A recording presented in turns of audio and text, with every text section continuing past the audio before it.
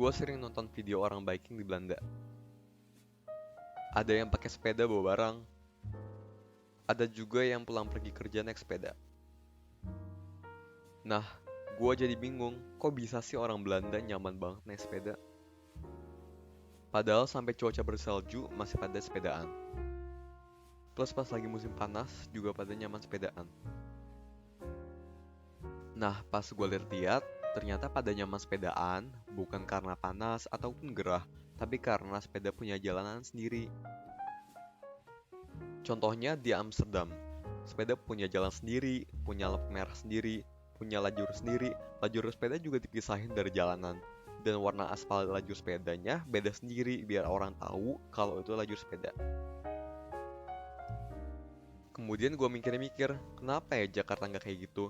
Padahal kotanya juga didesain sama orang Belanda juga. Ternyata pas gue baca lebih dalam, pas zaman Orde Lama, Orde Baru, sampai sekarang bahkan pembangunan Jakarta lebih memprioritaskan mobil.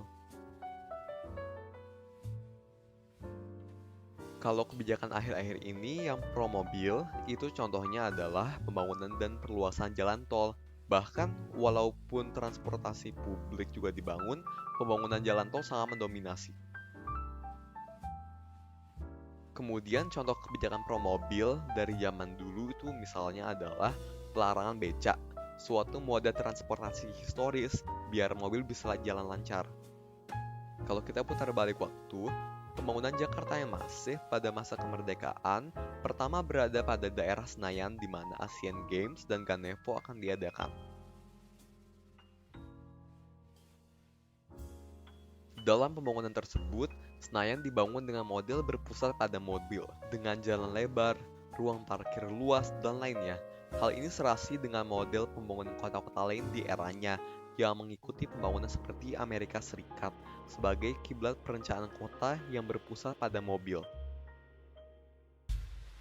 Salah satu contohnya berada pada Jalan Majapahit. Gambar ini diambil di Jalan Majapahit, dulu bernama Rijkswegstraat, dan dapat kita amati bahwa jalan tersebut lebih nyaman untuk kita berjalan kaki. Jalan ini juga mirip dengan jalan-jalan di Eropa yang sangat nyaman untuk berjalan kaki dan merupakan tujuan turis berkunjung. Bisa saja kalau Jakarta mempertahankan konsep perencanaan kota seperti zaman dulu, Jakarta jadi destinasi turis dan orang Jakarta nggak harus jauh-jauh ke luar negeri. Tetapi, kalau kita lihat Jalan Majapahit modern, jalan ini sangatlah luas dengan 3 lajur kendaraan di dalamnya, dengan banyak tempat parkir. Sangatlah terpusat pada mobil dan juga sangat berlawanan dengan Jalan Majapahit yang zaman dulu. Pada Jalan Majapahit modern, jalanan juga terlihat mati dan tidak terlihat adanya kehidupan aktif.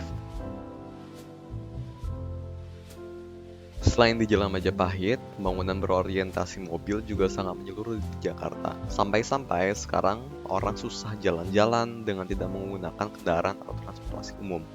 Pilihannya sekarang hanya 2, pakai kendaraan pribadi seperti motor dan mobil, atau pakai kendaraan umum seperti Transjakarta, KRL, dan lainnya.